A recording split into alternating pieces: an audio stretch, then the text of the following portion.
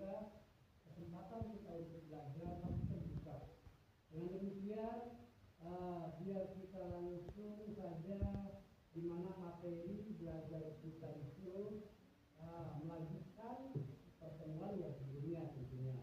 Tapi alangkah lebih baiknya sebelum kita melaksanakan pembelajaran ini agar mendapat ilmu yang bermanfaat, ilmu yang membuat kita menjadi sebuah keselamatan dunia dan akhirat. Alangkah lebih baiknya kita seperti biasa berdoa sebelum kita melaksanakan pembelajaran ini. Oke, bagi ketua kelas untuk memimpin doanya, Bapak persilakan. Sebelum belajar, mari kita berdoa bersama-sama. Berdoa mulai.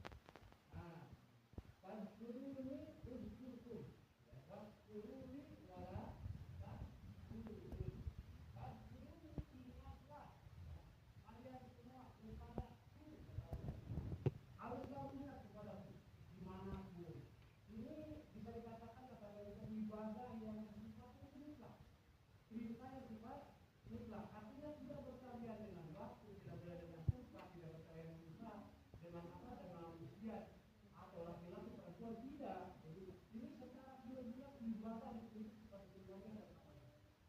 Fadkuruni uzkurkum, ya.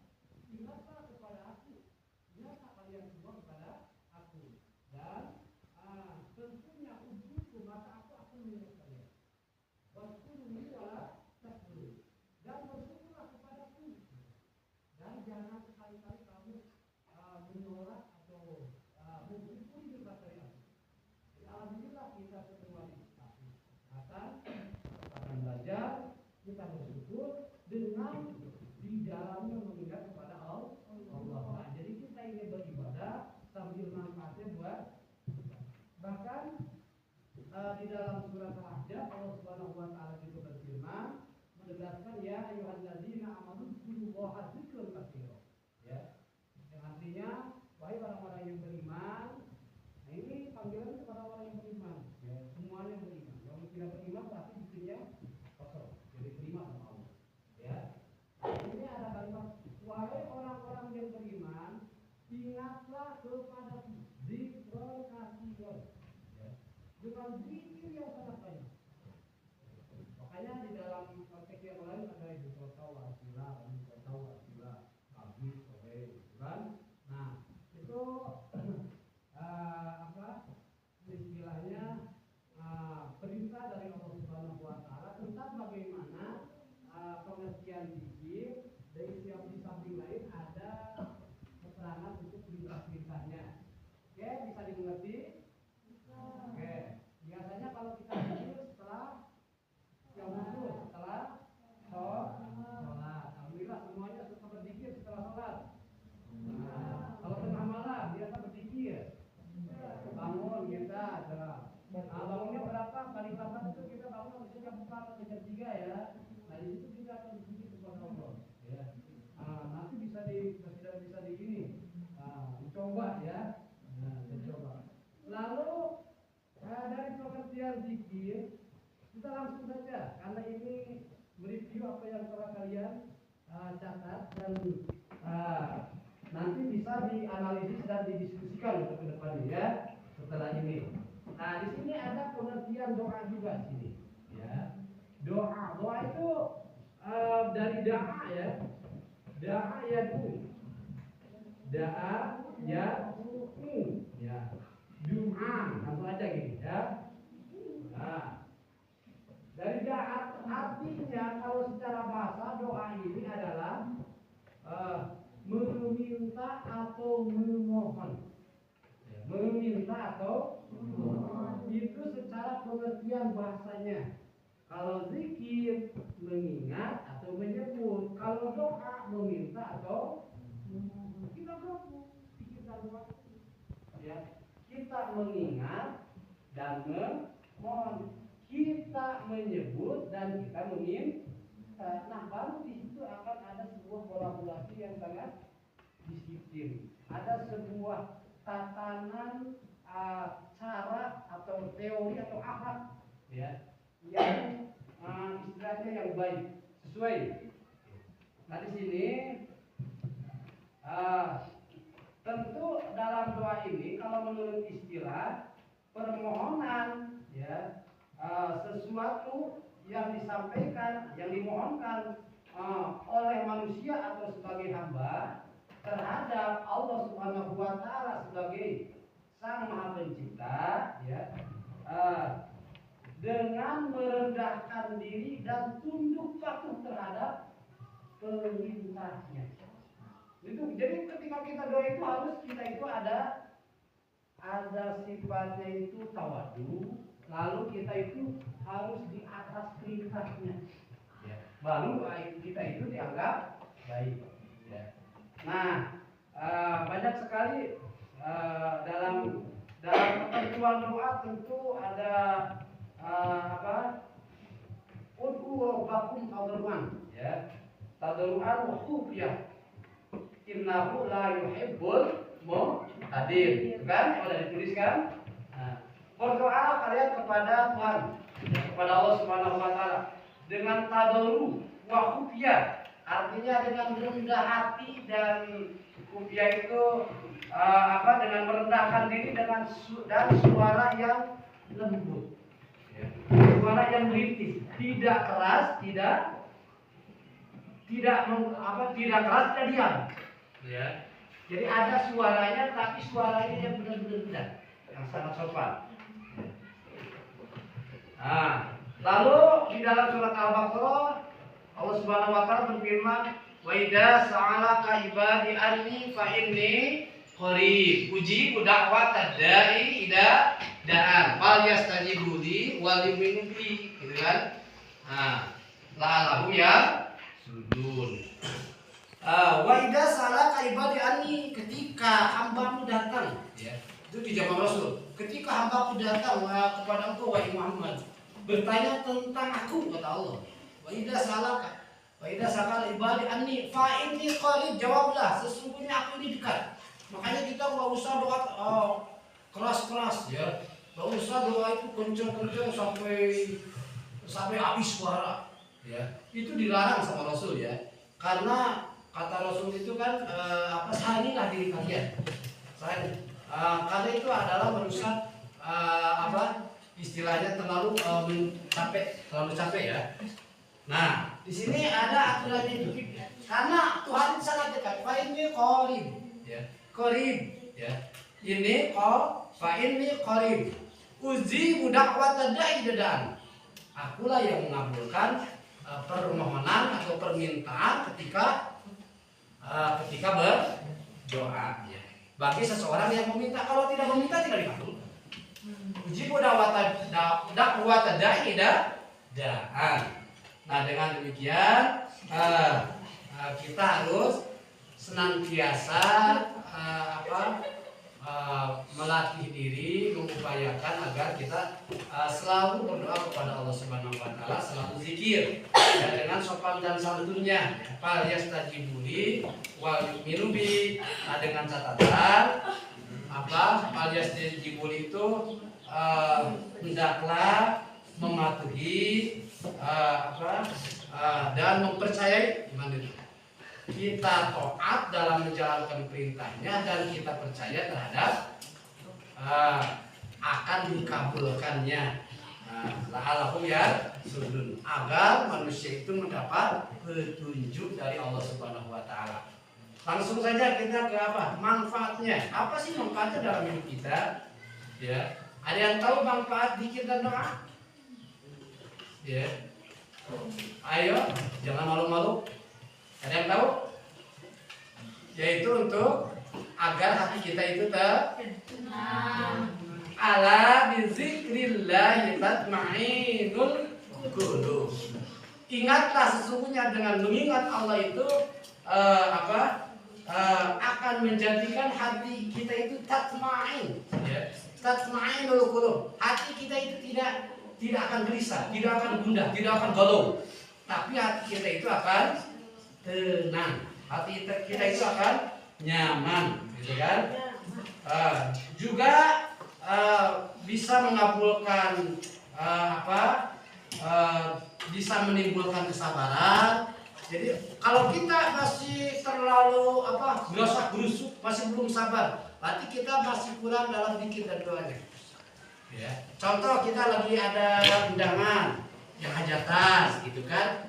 Kenapa kalian gak mampu seperti para bapak-bapak atau para kiai, gitu kan, ikut berdoa zikir? Kamu ini main aja. Ya, karena kesabaran kalian itu belum ada dalam berdoa itu.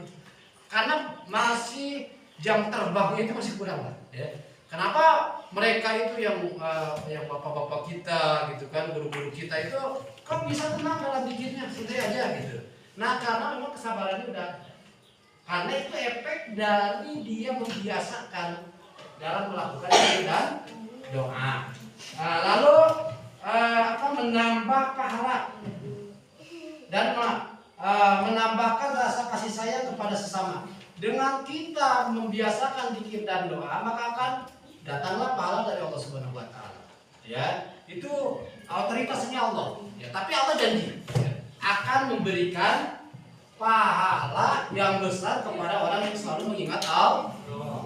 Dan nyatanya kalau kita diimplementasikan dalam diaplikasikan kepada kehidupan kita sehari-hari, orang yang membiasakan zikir dan doa tentu akan lahir rasa tanggung jawab dan kasih sayang terhadap sesama. Ya. Kalau masih kasih sayangnya belum, itu berarti zikir dan doanya masih kurang baik. Ya. Nah, lalu selanjutnya caranya bagaimana? Ya. Jadi kita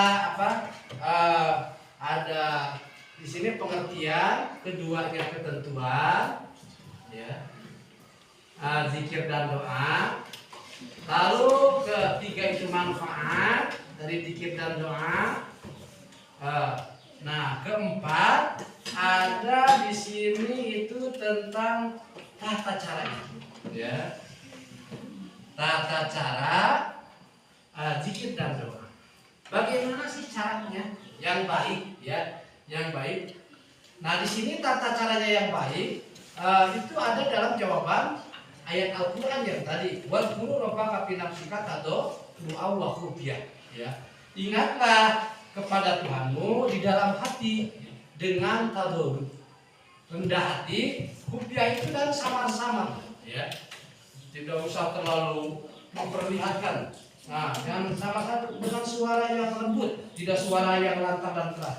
Wadunal jahri, ya, dan tidak keras. Minal qauli, dari ucapannya. Bil budui wal asoli, ya. Jadi bil budui wal asol itu yaitu pada waktu pagi dan petang, pagi dan sore. Wala takun minal ghafilin, dan jangan sekali-kali kalian itu termasuk orang yang melupakan Allah. Karena ketika orang lupa sama Allah Subhanahu wa taala sebagai Sang Pencipta, maka dia tidak akan syukur. Ketika orang tidak akan syukur, tidak melakukan syukur kepada Allah, maka seluruh nikmatnya itu akan kenikmatan itu akan ditutup sama Allah Subhanahu wa taala. Wah, nyatanya banyak yang kaya Pak gitu kan. Ini bukan masalah dunia, ini masalah akhirat, ya. Yang kalau kita belum tahu belum kelihatan, tapi ketika kita udah tahu nanti kelihatan apa efeknya atau reaksinya ketika kita melakukan sesuatu di dunia ini tidak sesuai dengan perintah Allah Subhanahu wa taala. Ya. Jadi la in sakartum la azidannakum wa la in kafartum inna adzabi lasyadid. Itu sumpah Allah. Itu sumpah Allah. Dan itu mustahil tidak terjadi. Karena itu adalah termasuk sumpah Allah Subhanahu wa taala. Seolah lagi nih, lain sangatun demi kalau kalian bersyukur. Jadi seolah lagi nih, sumpah seandainya kalian bersyukur atas nikmat aku. Nah, mau syukur ini yaitu melalui doa dan zikir awalnya, ya, doa dan zikir. Nah, kalau kita udah bersyukur, lajilah kenikmatan itu akan ditambah, ilmu akan ditambah. Jadi dibuka kesulitan dalam beribadah, dibuka kesulitan dalam mencari ilmu, dibuka kesulitan dari kesulitan mencari ilmu atau bahkan dari urusan duniawi juga, ya. Dengan berkahnya dibukanya tentunya, ya. Walain kafartum inna adzabi lasyadid. Apabila menolak, tidak mensyukurinya, artinya kenapa menolak? Karena tidak biasa ingat kepada Allah, kurangnya berdoa, jadi akhirnya kita lupa sama Allah. Akhirnya kita nggak tahu bersyukur sama Allah. Maka oleh Allah dicabut kenikmatan, yang bahaya dicabut ilmunya, lalu dicabut taufik untuk melaksanakan ibadah. Kalau makannya enggak mau dicabut, biasa aja gitu ya. Tapi dicabut di situ. Kadang-kadang orang berpikir, wah ini lebih gampang usahanya loh, tetap lebih kaya, gitu kan? Nah itu padahal di masalah. Yang bahaya itu dicabut taufik, keimanan, keislaman, apalagi dicabut ketika kita mati. Ini itu kan banyak rahasia. Nah, itu. Kenapa? Karena walain kafartum inna adzabi lasyadid. Apabila kamu mengingkari nikmat aku, sesungguhnya siksaan aku yang sangat pedih, yaitu neraka. Nauzubillah min dzalik. Oke, anak-anak, sekian dulu untuk penjelasan pagi kali ini. Semoga semuanya diberi diberi pemahaman dan mengerti apa yang telah kita jelaskan dan telah kalian tulis dalam sebelumnya. Bagaimana kira-kira mengerti? Alhamdulillah. Oke, untuk selanjutnya nanti kita melakukan analisis dan diskusi tentang hal ini. Maka dengan demikian dicukupkan dulu. Sekian penjelasannya dari Bapak pada kesempatan kali ini. Kita sambung pada lain waktu, insya Allah. Akhirul kalam. Wassalamualaikum warahmatullahi wabarakatuh.